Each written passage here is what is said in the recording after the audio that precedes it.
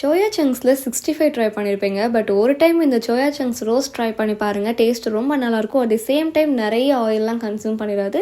குயிக்காக பண்ணிடலாம். சேவ் பண்ணி வச்சுட்டு ட்ரை பண்ணி பாருங்கள். ஃபஸ்ட்டு சோயா சங்க்ஸ் கூட சுடு தண்ணி ஆட் பண்ணி அது ஒரு 5 மினிட்ஸ் நல்லா சோக் பண்ணி தண்ணியை மட்டும் நல்லா ஃபில்டர் பண்ணி எடுத்துக்கலாம். சோயா சங்க்ஸ் நிறைய வாட்டர் அப்சர்வ் பண்ணும். ஸோ வீடியோவில் காட்டுற மாதிரி நல்ல தண்ணியை ஃபில்டர் பண்ணி எடுத்துக்கோங்க.